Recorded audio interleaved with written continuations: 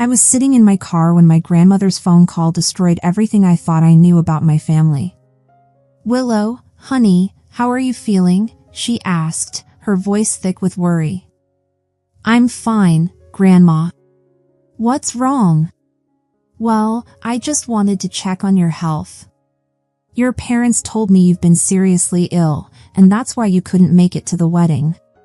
My stomach twisted into a painful knot. "What wedding, Grandma?" The silence that followed felt endless, just the sound of her breathing and my heartbeat pounding in my ears. "What do you mean, what wedding?" "Diana's wedding. It was last weekend." My hands began to shake. My own sister had gotten married. My parents had lied about why I wasn't there. And I, the older sister, had been completely erased from one of the most important days of our family's life. I gripped the steering wheel until my knuckles turned white, trying to steady myself as the truth crashed over me like a wave. This wasn't just about missing a wedding. This was about finally seeing what I'd refused to acknowledge my entire life, that to my family, I might as well have been invisible. My name is Willow Fletcher. I'm 33, and for most of my life, I've been the forgotten daughter in a family that revolved around my younger sister Diana. You know those families where one child seems to suck up all the oxygen in the room? That was Diana. Not because she was particularly talented or accomplished, but because she had this way of making everything about her, and my parents just let her. Every Sunday for years, we had the same family dinner routine at my parents' house.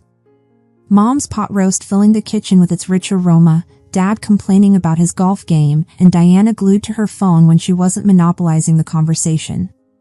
Most Sundays I'd rather have been home alone, but family obligation is a powerful thing. It keeps you showing up even when you're slowly disappearing. This particular Sunday started like any other. The smell of overcooked vegetables hung in the air. Dad was already 3 complaints deep into his golf stories, and Diana was pretending to listen while scrolling through Instagram. But then something shifted. Diana suddenly put her phone down, which was like seeing a unicorn, and got this massive grin on her face. She was practically vibrating in her seat. "Guys, I have something to tell you," she announced, building up the suspense like she was revealing the winner of an Oscar. She held up her left hand, and there it was, a diamond ring catching the kitchen light. "Oh my God, Diana!" Mom's shriek could have shattered glass. She launched herself out of her chair so fast she nearly knocked over her wine glass. "When did this happen?" "Last night," Diana beamed. "We went to that new restaurant downtown, and he proposed right there at the table. It was so romantic." I was genuinely happy for her in that moment. Diana had been with Warren for about 2 years, and while he wasn't exactly the most exciting person, he treated her well. "Congratulations," I said, reaching over to squeeze her hand. "I'm really happy for you. I hope you'll let me be your bridesmaid." That's when Diana's face did something strange. It froze for just a second, and she looked uncomfortable, like I'd asked her something inappropriate. She glanced at Mom and Dad, then back at me. "Oh, well, I haven't really thought about all that stuff yet. I mean, we literally just got engaged last night. There's so much other stuff to figure out first, budget, venue, all that important stuff." I should have known something was off right then, but I gave her the benefit of the doubt. Fresh engagement, lots to process, I got it. After that dinner, I decided to just wait. I figured someone would bring up wedding planning soon enough. Maybe they'd ask me to help with organizing stuff, or at least include me in some of the decisions. I kept expecting phone calls about dress shopping, venue visits, cake tastings, all that sister stuff you see in movies. But weeks turned into months, and nothing. No calls, no texts, no casual mentions of wedding plans during our Sunday dinners. If the wedding came up at all, it was just Diana throwing out vague comments like, "Oh, we're still looking at venues," or "We haven't set a date yet." I started to feel like I was going crazy. Was I supposed to push harder? Was I being too passive?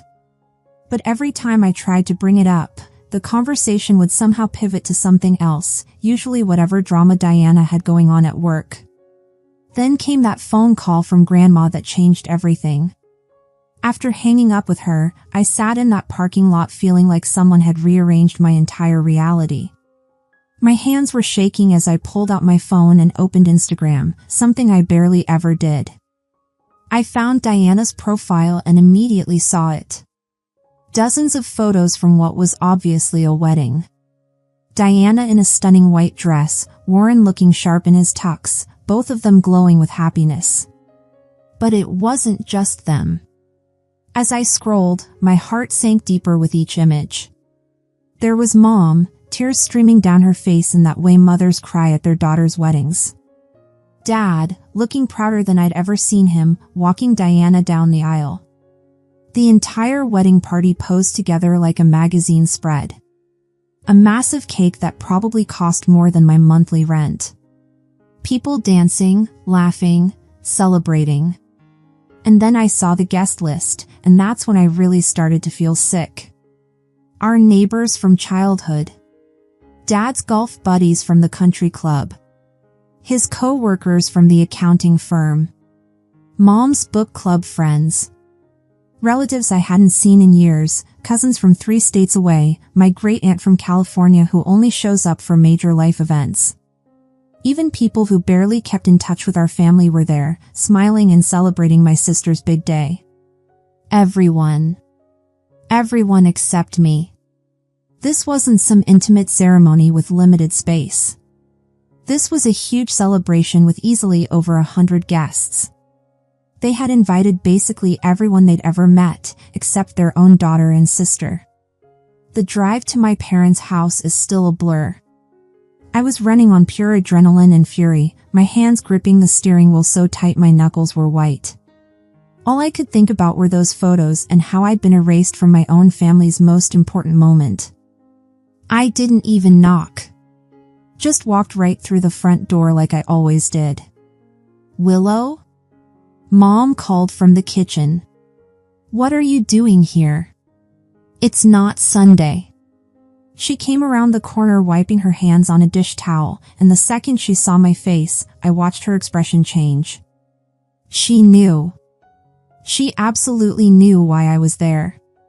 Why wasn't I invited to Diana's wedding? I said, cutting straight to the point.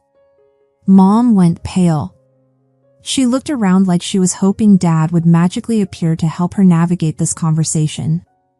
Willow, let me explain. Dad! I called out, raising my voice. Get in here. Now. Dad appeared from the living room looking annoyed, like I was interrupting something important. What's all the yelling about? Tell me why I wasn't invited to Diana's wedding. They looked at each other, having one of those silent conversations that married couples do when they're trying to figure out which one of them has to handle the mess. Look, Willow, Mom said weakly, you know you don't really like big parties and crowds and all that stuff. We just figured you wouldn't want to come anyway. I stared at her, honestly speechless for a moment. Are you serious right now? You decided for me that I wouldn't want to come to my own sister's wedding? Well, you never seemed interested when we talked about it, Dad said. You never talked about it. For months, nobody said anything to me about wedding plans. I kept waiting for someone to bring it up, but you all just acted like it wasn't happening. Mom sat down heavily at the kitchen table, suddenly looking older than her years. Willow, you have to understand. No, I don't have to understand anything. Just tell me the real reason. Dad crossed his arms, and I could see him making the decision to stop sugarcoating. Fine. You want the truth? Diana's got her life together. She's successful, she's marrying a lawyer, she's got her career on track. If you'd been at that wedding, what would you have had to talk about? You would have just stood there feeling sorry for yourself. My jaw actually dropped. Excuse me? We didn't want to watch you stand there all alone, feeling bad about yourself because you're not married and don't even have a boyfriend, Mom added quietly, like she was doing me some kind of favor. But you invited Amanda, I said, thinking of our cousin who's 5 years older than me and also single. Mom looked down at her hands. She had nothing to say to that. The real problem, I said, feeling this strange calm wash over me, is that you guys are so used to me never asking for anything that you just forgot I existed. You forgot about my feelings completely. That's not fair, Dad protested. Isn't it? When was the last time any of you asked me how I was doing? When was the last time you included me in anything important? I'm your daughter, and you treated me like I was some distant relative you barely tolerate. The kitchen went quiet except for the hum of the refrigerator. Mom was still staring at her hands, and Dad was looking anywhere but at me. Well, I said, feeling strangely calm all of a sudden, I guess now you know not to expect me to invite you to my wedding. Mom looked up and actually smiled. Willow, honey. Dad straight up laughed. I don't think I'll be waiting around for that invitation anytime soon. Let's be realistic here. You're probably never going to get married. I didn't argue with them. What was the point? They clearly had no idea what was actually going on in my life, and at that moment, I realized I didn't feel like enlightening them anymore. Okay, I said simply. We'll see about that. I turned around and walked out of their house, and during the entire drive back to my apartment, I kept thinking about how wrong they were about everything. They had no clue about my life, and they'd just proven they didn't care enough to find out. Here's what they didn't know. A year earlier, I'd been promoted to deputy director at my company, a huge deal that I'd been excited to share with them. But every time I brought it up, Diana would interrupt with some story about her own job or whatever drama was happening in her life. Eventually, I just stopped trying. 8 months ago, I'd bought my own apartment in one of the nicest neighborhoods in the city. I was incredibly proud of it, my first real home, something that was completely mine. But again, when I tried to tell my family about it, the conversation always got hijacked by Diana's latest news. And then there was the biggest thing they didn't know about. I'd been dating someone for several years. Julian. We'd met back in college, he was in a parallel program to mine, and we'd been friends for a long time. I had no idea his family had money. After college, we lost touch for a while, the way you do when life pulls you in different directions. 7 years ago, when I started working at my current company, I was shocked to see Julian there. He was already in a high-level position, and I later found out that his dad actually owned the company. We reconnected, became friends again, and eventually started dating. About 6 months before Diana's wedding, 6 months before I found out I'd been excluded from my own family, Julian had proposed to me. We'd been engaged for 6 months, and not one person in my family had noticed the ring on my finger. Not once had anyone asked me why I was suddenly wearing jewelry on my left hand. They were all so wrapped up in Diana's world that they didn't pay attention to anything else. Julian and I had decided to keep our relationship quiet. His family was well known in our city, they were always in the local news for business deals or charity work, but they were also very private people. They didn't have social media accounts, didn't like people gossiping about their personal lives. I wasn't from a wealthy family obviously, but I liked their approach. I didn't want people talking about my relationship either, so I kept it to myself. I'd actually tried to tell my family about Julian several times over the years. But every single time I brought him up, Diana would jump in with some story about herself, and my parents would focus on her instead. After a while, I gave up trying. And my parents never once asked me what I'd been trying to tell them. After that confrontation with my parents, I went home and had a long conversation with Julian about everything that had happened. "So what do you want to do?" he asked after I told him the whole story, his eyes gentle but concerned as he held my hands in his. "I want to cross them off our guest list," I said without hesitation. Julian nodded. "I think that's fair. After what they did to you, they don't deserve to be there." We'd already been planning a small wedding anyway, something intimate with just our closest people, maybe 30 guests total.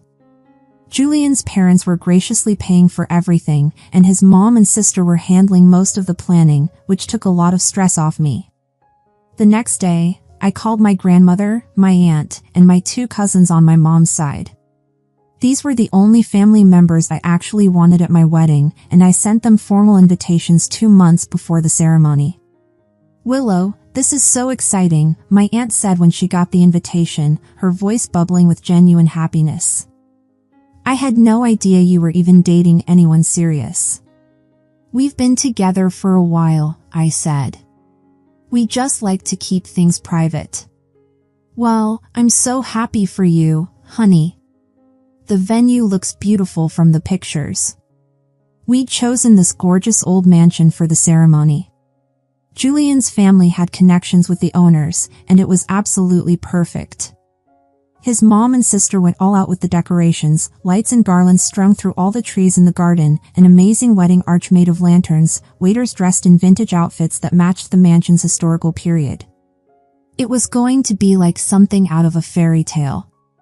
Everything was going smoothly until about a month before the wedding, when my phone rang and I saw my mother's name on the screen. I almost didn't answer, but I figured I might as well get it over with. "Willow," she screamed into the phone before I could even say hello. "Your father and I are in complete shock. How could you not invite your own parents to your wedding? We found out by accident when we saw the invitation at your grandmother's house." I stayed calm, the sound of her voice no longer having the power to upset me the way it once did.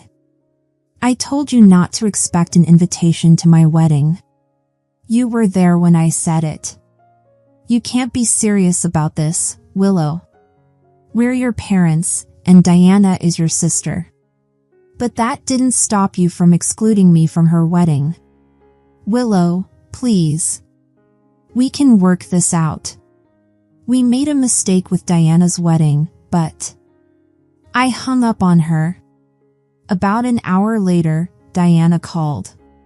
"Willow, what the hell?" she said as soon as I picked up. "Why didn't you invite me to your wedding? A normal sister wouldn't do this." I didn't even bother explaining anything to her. I just hung up immediately. A few days later, I found out from my cousin what my family's real reaction was. Apparently, my cousin had mentioned that my wedding was only going to have 30 people, and Diana had gone off about it. "They're having some cheap, pathetic wedding in someone's backyard," Diana had said. "It's so embarrassing. My wedding had 150 people, and Willow's only having 30. They probably couldn't afford anything better." After my cousin told me what Diana had said, I felt even better about my decision to exclude them. They clearly didn't understand what kind of wedding we were actually having, and honestly, I didn't care if they ever found out. The wedding day arrived, and it was absolutely perfect. The weather was beautiful, the mansion looked incredible with all the decorations, and everyone who was there actually wanted to be there. My grandmother cried happy tears during the ceremony, my aunt gave the sweetest toast at dinner, and my cousins helped me with my dress and took tons of pictures. I didn't post any photos on social media because that's not my style, but my cousin posted a few on her Instagram. She's always been into that stuff, and I didn't mind her sharing some of the celebration. That's when everything exploded. A few days after the wedding, my phone started going crazy with calls and texts from my parents and Diana.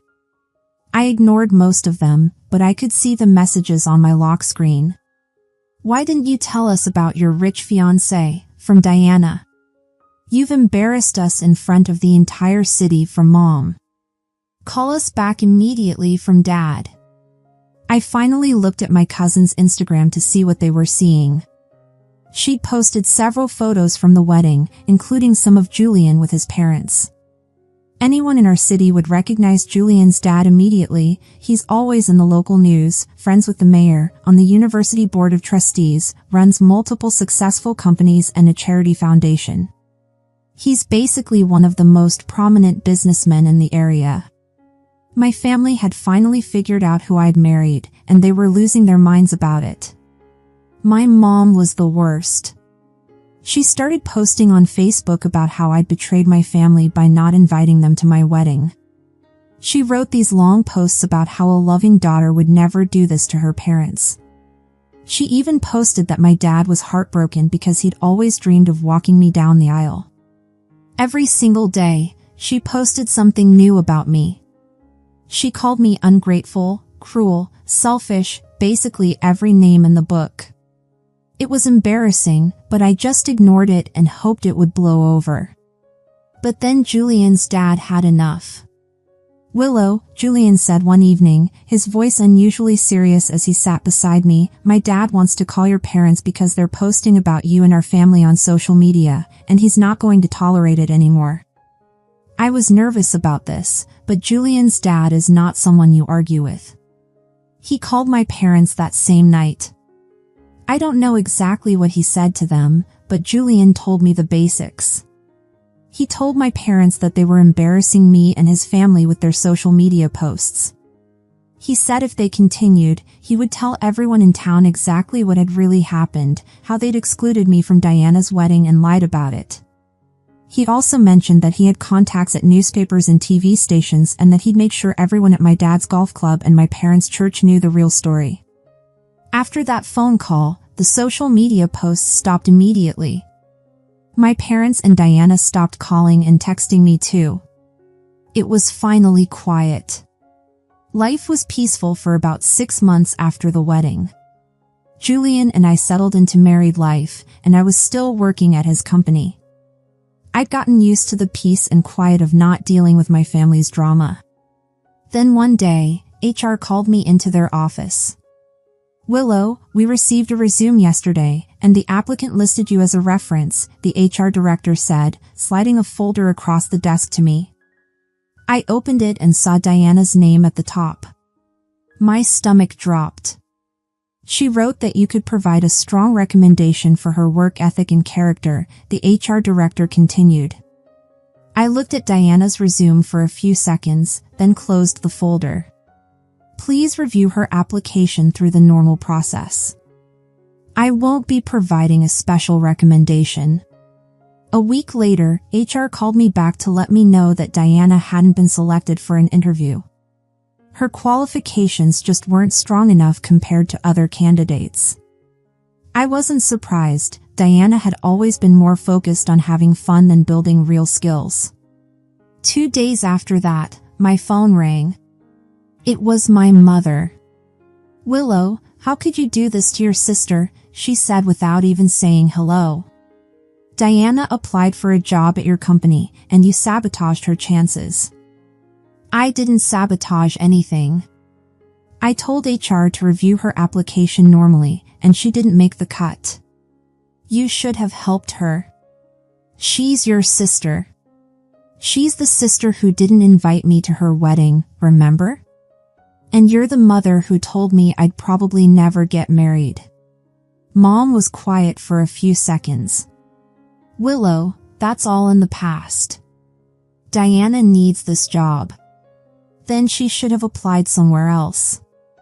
I hung up.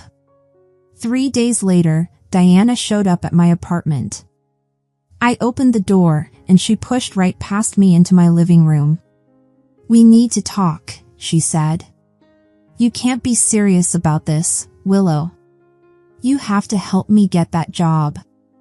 I don't have to do anything for you." "Yes, you do. You're my sister. Family is supposed to help family." I almost laughed at that. Family is supposed to help family? Where was that philosophy when you were planning your wedding? That was different. No, it wasn't different. You and Mom and Dad made it very clear that I'm not really part of this family. So don't come here now asking for favors. Diana's face got red. You know what? You've always been jealous of me, and this is just your way of getting revenge. I'm not jealous of you, Diana. I just don't want to have anything to do with you anymore. Diana stormed out, slamming my door so hard that my neighbor came out to see what happened. After that, another 6 months went by peacefully. Julian and I were settling into our routine, and I was actually starting to feel happy again. Then I found out I was pregnant. We were both excited about the baby, and Julian's parents were thrilled about becoming grandparents. The only person I told from my side of the family was my grandmother, because she's always been good to me. I should have known Grandma would tell my parents. A few weeks later, a package arrived at my apartment. Inside were tiny hand-knitted baby booties and a photo of my mother sitting in her chair, knitting. There was no note, but the message was clear. This was supposed to be some kind of peace offering. I stared at that photo for a long time. Part of me wanted to believe that maybe my parents had finally realized how badly they'd messed up. Maybe they genuinely wanted to make things right. But then I remembered how they'd laughed when I said they wouldn't be invited to my wedding. I remembered my dad saying I'd probably never get married. I remembered months of being completely ignored while they planned Diana's wedding behind my back. What do you think I should do? I asked Julian that night, showing him the booties and the photo. That's up to you, he said, his eyes gentle. Do you want them in our child's life? I don't know. Part of me misses having a family, but then I think about how they treated me, and I get angry all over again. Whatever you decide, I'll support you. I put the booties away in a drawer and tried not to think about it. Then last week, I was scrolling through Facebook and saw a post from my mother.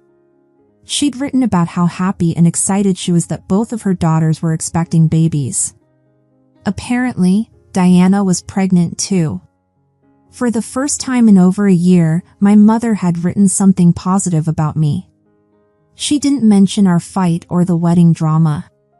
She just talked about being excited to be a grandmother to 2 babies. I read that post about 10 times, trying to figure out what it meant. Was this her way of apologizing? Was she finally ready to treat me like an actual daughter? Or was this just about the baby, and she'd go back to ignoring me once the novelty wore off? The truth is, I don't know what to do. Julian's family has been amazing. They've welcomed me completely and treated me like I've always belonged. But they can't replace the family I grew up with, no matter how wonderful they are. I keep thinking about that photo of my mom knitting baby booties. She looked so peaceful and happy in it, like she was genuinely excited about becoming a grandmother.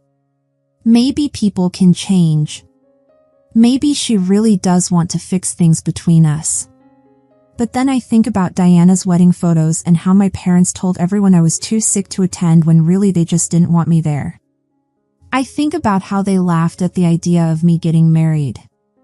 I think about how they never noticed my engagement ring, never asked about my job, never showed any interest in my life until they found out who I'd married. Can you really forgive something like that? Should you? I honestly don't know. My husband says it's my choice and he'll support whatever I decide. My grandmother thinks I should give them another chance. My aunt thinks they don't deserve one. What I do know is that I'm not the same person I was 2 years ago. I'm not going to beg for their attention anymore. I'm not going to try to prove that I'm worthy of being included in my own family. If they want a relationship with me and my child, they're going to have to earn it. So I guess we'll see what happens. Maybe they've learned something from all this. Maybe they finally understand that actions have consequences. Or maybe this is just another manipulation, and they'll go back to treating me like I don't matter once they get what they want.